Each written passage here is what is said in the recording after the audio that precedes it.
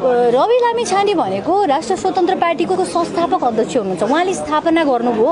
स्थापना जसले गरे ऊ बिनाको संस्था त कल्पना गर्नै सकिँदैन नि, सकिन्छ र सकिँदैन नि, होइन। तर मैले के भनिरहेको छु एक्ज्याक्टली, तपाईँहरूले अब यो पटक पटक मलाई विवादमा ल्याउने कोसिस नगर्नु होला। मैले केन्द्रीय नेतृत्व भनेर व्यक्तिलाई होइन, म युनिटलाई चिन्छु। त्यो भनेको केन्द्र समिति, केन्द्रको पदाधिकारी, केन्द्रको सचिवालय, त्यहाँ चाहिँ पुनरावलोकन पुनर्गठन आवश्यक नै छ। जेनजी क्रान्तिपछिको नेपाल र अघिको नेपाल उस्तै रहन सक्दैन। कुनै पनि समाजको कुनै पनि राजनैतिक तथा सामाजिक संरचना तथा इकाइहरू चाहिँ यथास्थितिवादमा रुमलिरहनु भनेको चाहिँ यो जेनजी क्रान्ति र शहीदहरूको यो योगदान र बलिदानमाथिको अन्याय हो। त्यसै कारणले राष्ट्र स्वतन्त्र पार्टीले एउटा सहकार्यको हात बटाउनुपर्छ, हात अगाडि बढाउनुपर्छ भनेर बृहत राजनैतिक संवाद गरेको हो। कमन एजेन्डा खोज्ने एउटा प्रयास गरिएको हो। अझै यो पर्याप्त छैन। आजको उपस्थिति अझै अपुग रहेको मैले महसुस गरेको छु।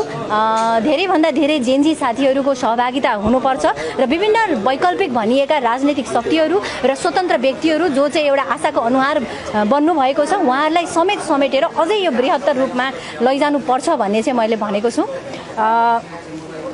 आजको दिनमा राष्ट्र स्वतन्त्र पार्टीले वैकल्पिक राजनीतिक शक्तिको रूपमा मात्र रहिरहने छुट छैन। अब बेला भयो राष्ट्र स्वतन्त्र पार्टीले विकल्पको राजनीति होइन, मूलधारको मध्यमार्गी राजनीतिक शक्तिको रूपमा उदाउने र वैकल्पिक शक्तिहरूलाई समेटेर एउटा साझा कमन एजेन्डा सुशासनको लागि र भ्रष्टाचार विरुद्धको लागि र जेनजी क्रान्तिको मुद्दालाई संस्थागत गर्नको लागि चाहिँ यो मुख्य एजेन्डा बनाएर अगाडि बढ्नुपर्छ भनेर यो एउटा सुरुवात मात्रै हो। जस्तो नि डाक्टर साहब, एकातिर तपाईँले यो भन्नुभयो ठिक छ, यो उद्देश्य एकातिर चाहिँ राष्ट्रिय स्वतन्त्र पार्टीले बाहिरका पार्टीभन्दा बाहिरका साथीहरूसँग, दलका नेताहरूसँग, जेनजी युवाहरूसँग चाहिँ यो खालको सहकार्य गर्दैछ। अर्कोतर्फ आफ्नै पार्टीभित्रका साथीहरूलाई चाहिँ छोडेर जानेहरूलाई पनि फिर्ता बोलाउने अथवा अड्याउन सक्ने, अझ तपाईँ माथि पनि पछिल्लो समयमा धेरै खालका नेगेटिभ प्रतिक्रियाहरू चाहिँ राष्ट्रपाकै साथीहरूले भित्रबाट गरिरहनु भएको छ। भनेपछि एकातिर बाहिरकालाई चाहिँ स्वागत गरे जस्तो त यो खालको दुईवटा कन्डिसन आज राष्ट्रसभामा बाहिरबाट हेर्दाखेरि देखिन्छ। यसलाई कसरी हेर्नु भएको छ? मैले पटक पटक भन्ने गरेको छु, राष्ट्रिय स्वतन्त्र पार्टी पुरातनवादी यथास्थितिवादी दलहरू विरुद्धमा एउटा नयाँ विकल्प बनेर आएको हो, होइन।